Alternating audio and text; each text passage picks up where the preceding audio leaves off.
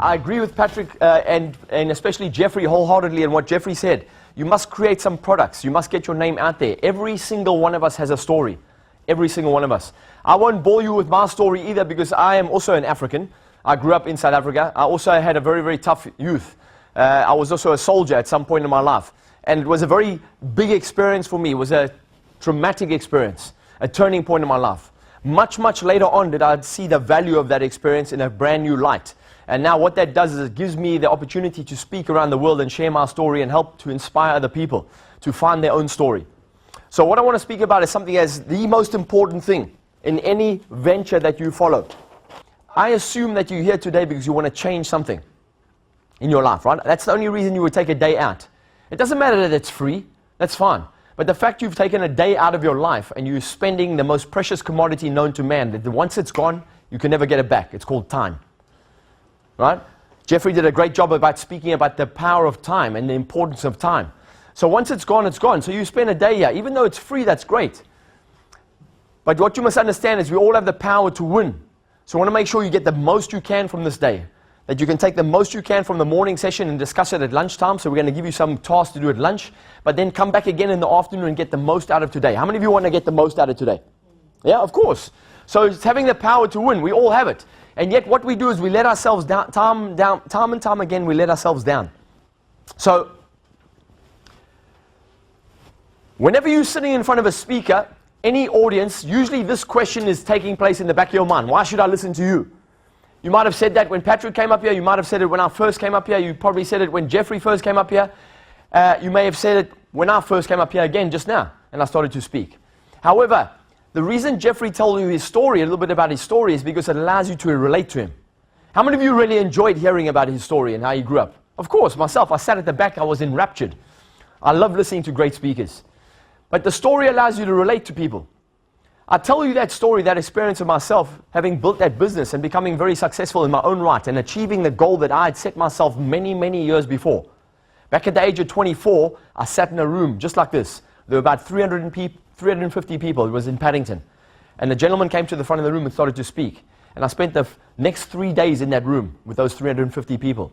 By the end of that 3 days, I said to myself, I want to do what that man does. I want to help people to understand exactly how they tick and exactly where they let themselves down, and so they can become more empowered, so they can live life on their terms and be happier, healthier, and more fulfilled. That was a long time ago.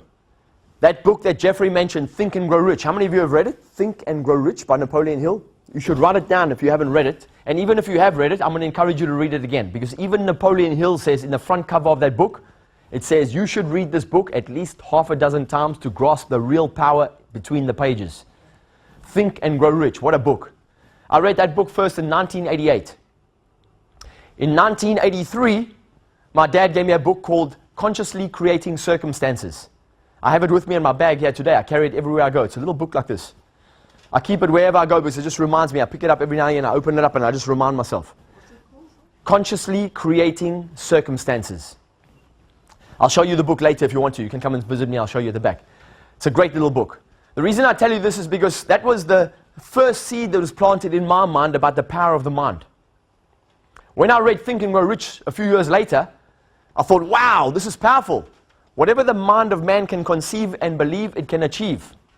But there's another great phrase in that book that a lot of people forget. And this is the phrase that really hit home for me.